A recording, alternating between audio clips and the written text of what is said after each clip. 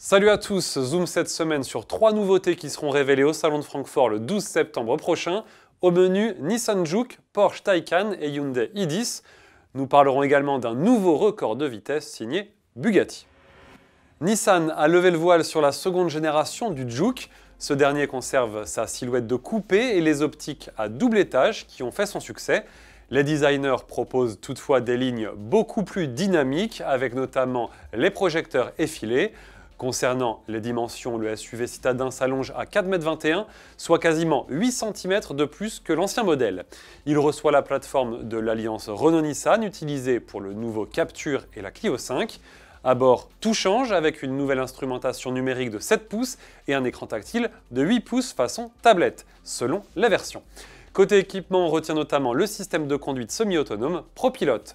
Nous retrouvons tout de suite Florian Chopin aux places arrière de ce nouveau Nissan Juke.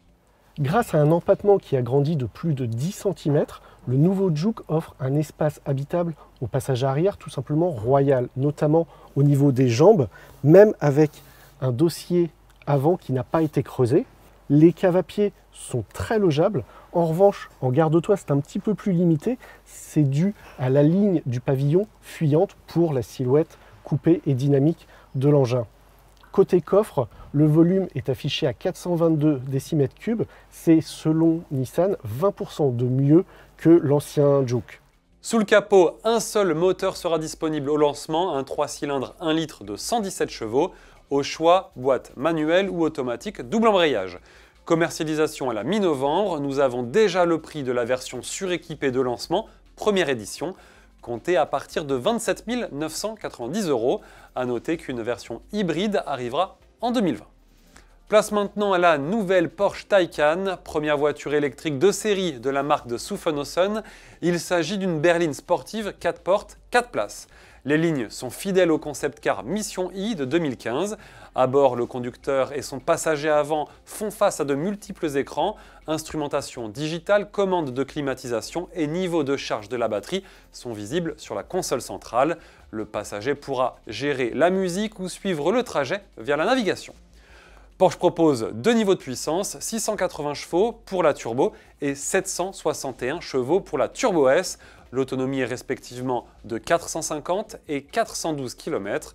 Côté performance, le 0 à 100 est expédié en seulement 2 secondes 8 pour la version la plus radicale. Comptez un peu plus de 155 000 € pour la Taycan Turbo, mais des versions plus abordables à moins de 100 000 € suivront d'ici la fin de l'année. On descend en gamme avec la Hyundai i10. La mini citadine sud-coréenne affiche une allure plus dynamique avec des projecteurs incisifs. Certains y voient une source d'inspiration du côté de chez Ford. Côté dimension, en tout cas, la longueur reste identique à 3,67 m. La nouveauté est en revanche légèrement plus large et plus basse. La nouvelle i10 peut être choisie en 4 ou 5 places. À bord, les designers ont modernisé l'ensemble avec notamment un grand écran central de 8 pouces. Également au menu, chargeur du smartphone par induction, nouveau volant et aérateur plus élégant, ainsi que la planche de bord à effet nid d'abeille. Sous le capot, Hyundai propose au choix 2 moteurs essence, un 3 cylindres 1 litre de 67 chevaux et un 4 cylindres 1 litre 2 de 84 chevaux. Reste maintenant à connaître les tarifs. On termine avec des images impressionnantes du dernier record de vitesse de Bugatti, un peu plus de 490 km/h, avec un prototype de la Chiron qui préfigure sûrement la version Super Sport.